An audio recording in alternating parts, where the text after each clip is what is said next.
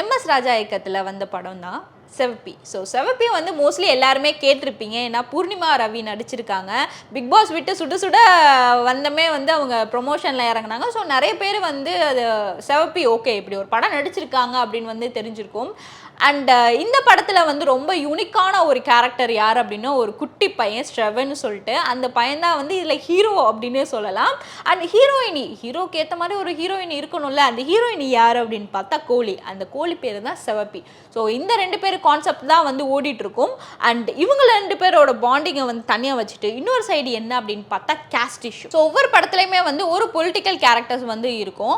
அதில் வந்து என்ன எடுத்திருக்காங்க அப்படின்னு பார்த்தா caste base. So 2 type of caste தான் இருக்காங்க. நம்ம நார்மலாக தெரியும் கேஸ்ட்னா டிஃப்ரெண்ட் டைப்ஸ், அதுலேயே வந்து வகைகள்லாம் இருக்குது. பட் இதில் வந்து 2 தான். ஒன்று என்னென்னா மேல் ஜாதி, இன்னொன்று கீழ் ஜாதி.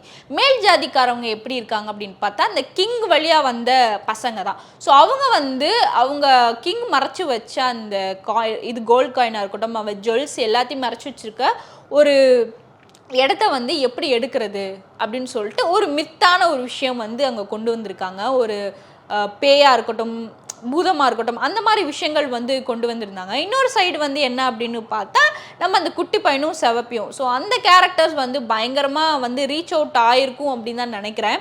அந்த குட்டி பையன் வந்து என்ன அப்படின்னா முத்தம் கொடுத்தா வந்து குழந்தை பிறக்குமா? நம்ம சின்ன வயசுலலாம் வந்து பயங்கரமான ஒரு விஷயம் வந்து நம்மளுக்கு கனெக்ட் ஆகிற விஷயம் இதுதான். இப்படிரா குழந்தை பிறக்குது அப்படின்னு நம்ம ஸ்கூல்லலாம் பேசியிருப்போம். அவங்க வந்து பக்கத்தில் இருக்க பையன், டேய் இது கூட தெரியாதாடா, முத்தம் கொடுத்தா குழந்தை பிறக்குண்டா, கட்டி பிடிச்சா குழந்தை பிறக்குண்டா அப்படின்னு நிறைய விஷயங்கள் கேள்விப்பட்டிருப்போம். அந்த மாதிரி விஷயங்கள் தான் வந்து இந்த படத்துலையும் வந்து கொடுத்துருக்காங்க. முத்தம் கொடுத்தா குழந்தை பிறக்கும் அப்படின்னு சொல்லிட்டு ஒரு லவ்வர்ஸ் வந்து முத்தம் கொடுத்தனால அவங்க ப்ரெக்னென்ட் ஆயிடுவாங்க. அந்த இஷ்யூ போன பின்னாடி அவங்க அம்மா கிட்ட கேட்குறான், அம்மா அங்கே வந்து ஒரு இது பக்கத்தில் உட்காந்து முத்தம் கொடுத்துட்டு இருந்தாங்கம்மா அப்படின்னுமே அவங்க அம்மா செம்ம அடி அடிக்கிறாங்க. பூர்ணிமா ரவி தான் அவங்க அம்மா கேரக்டருக்கு வந்திருக்காங்க. ஸோ செம்ம அடி அடிக்கிறாங்க. எதுக்குடா இதெல்லாம் பண்ணுற, எதுக்கு இதெல்லாம் பார்க்குற, இதெல்லாம் வந்து பேசுவியா அப்படின்னு சொல்லிட்டு அடிக்கிறாங்க. ஸோ அடுத்த நாள் வந்து பார்த்தா அவங்க ஃப்ரெண்டு கிட்ட வந்து கேட்குறான், ஏண்டா முத்தம் கொடுத்தா தான் குழந்தை பிறக்குமாடா அப்படின்லாம் கேட்குறான். அப்போ வந்து ஆமாடா முத்தம் கொடுத்தா தான் குழந்தை பிறக்கும், இது கூட தெரியாதாடா அப்படின்னு சொன்னோமே அவன் வந்து பிடிச்சிட்டான். சரி முத்தம் கொடுத்தா குழந்தை பிறக்க போகுது அப்படின்னு சொல்லிட்டு ஒரு நாள் வந்து அவங்க மாமா வந்து ரிஷி தான் வந்து மாமா கேரக்டருக்கு வந்து பண்ணியிருக்காங்க. ஸோ ரிஷி வந்து என்ன பண்ணுறாரு, கோழி வாங்கிட்டு வராரு. அந்த பையன் கேட்டனால கோழி வாங்கிட்டு வந்துமே அந்த கோழி ரொம்ப அழகாக இருக்குது. ஸோ அந்த கோழியை தடவி கொடுத்துட்டு முத்தம் கொடுக்குறான். அடுத்த நாள் பார்த்தா முட்டை பொரிச்சிருது. ஸோ அந்த குட்டி பையன் என்ன நினச்சிட்டான், ஐயோ நான் வந்து முத்தம் கொடுத்துட்டேன், முட்டை வேற வரப்போகுதுன்னு வந்து எல்லாரும் பேசிக்கிட்டு இருக்காங்க அப்படின்னு சொல்லிட்டு அவங்க அப்பா கிட்டலாம் போய் வந்து வேண்டிப்பான்.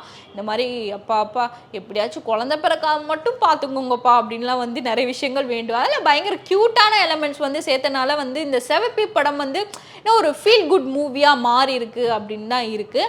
ஸோ ஒன்லைனில் இந்த படத்தை பற்றி சொல்லணும் அப்படின்னா ஒரு சைடு வந்து ஃபீல் குட்டாக போகுது, இன்னொரு சைடு வந்து கேஸ்ட் இஷ்யூ, நான் தான் பெருசு நீ தான் பெருசு அப்படின்னு சொல்லிட்டு போகிற ஒரு கேஸ்ட் இஷ்யூவாக இருந்துச்சு. அண்ட் கிளைமேக்ஸில் வந்து ரொம்பவே கிளியர் கட்டாக வந்து முடிச்சிருப்பாங்க. அந்த குட்டி பையனால் வந்து ஒரு பெரிய சண்டை வரும். ஆனால் வந்து அந்த குட்டி பையனே வந்து மாற்றுவான். என்ன அப்படின்னா, மாமா இந்த கோழியை நீங்களே வச்சுக்கோங்க மாமா, சண்டை மட்டும் போடாதீங்க மாமா. அது ஒரு கோழினால வந்து அந்த கேஸ்ட் இஷ்யூ பயங்கரமாக 2 கேங்கும் வந்து பயங்கரமாக சண்டை போடுவாங்க. பட் அந்த குட்டி பையன் பண்ண விஷயம், மாமா இந்த கோழி மட்டும் வச்சுக்கோங்க மாமா, எனக்கு வேணாம் மாமா, நீங்கள் சண்டை மட்டும் போடாதீங்க மாமா அப்படின்னு சொல்லிட்டு ரொம்ப க்யூட்டான எலமெண்ட்ஸை வந்து கொண்டு வந்து ஓகே அப்படியே வந்து அந்த ஃப்ளோலேயே வந்து அந்த சண்டையுமே முடிச்சிருவாங்க. அண்ட் இதில் வந்து டேரக்டர் ஒரு நல்ல விஷயம் பண்ணார் அப்படின்னா எதுவுமே வந்து ஒரு சண்டைக்கு போகணுன்னு அவசியமே இல்லை, எல்லாமே நம்ம பேசியே தீர்த்துக்கலாம். அண்டு ஈகோவாக இருக்கிறது, நீ தான் பெருசு நான் தான் பெருசு அப்படின்னு இல்லாமல் இருந்தாலே வந்து பீஸ்ஃபுல்லாக வந்து லைஃப் லீட் ஆகும் அப்படின்னு சொல்லிட்டு ஒரு சூப்பரான கிளைமேக்ஸோடு தான் முடித்தார். அண்ட் செவப்பி படம் கண்டிப்பாக வந்து எல்லாருமே போய் பாருங்கள்.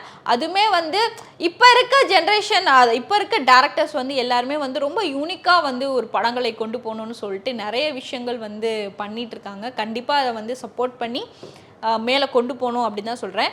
இது ஓவராலாக 5க்கு எவ்வளோ ரேட்டிங்ஸ் கொடுப்பீங்க அப்படின்னு பார்த்தா 3 கொடுக்கலாம். கண்டிப்பாக நீங்களும் போய் பார்த்துட்டு இந்த படம் எப்படி இருந்துச்சுன்னு மறக்காமல் கமெண்ட் செக்ஷனில் கமெண்ட் பண்ணுங்கள். அண்ட் நம்ம முக்கியமாக வந்து நம்ம பூர்ணிமா ரவியை வந்து ரொம்பவே வந்து என்ன சொல்கிறது, யூடியூப் வீடியோஸ்லாம் பார்த்துருப்போம். ரொம்ப சைல்டிஷாக, ரொம்ப எல்லாத்தையும் ஹாப்பி படுத்துகிற மாதிரி வந்து நிறைய விஷயங்கள் பண்ணிகிட்டு இருப்பாங்க. பட் இதில் வந்து அப்படியே ஆப்போசிட் கேரக்டர், ஒரு குட்டி பையனுக்கு அம்மாவாக இருக்காங்க, ஹஸ்பண்ட் இல்லை.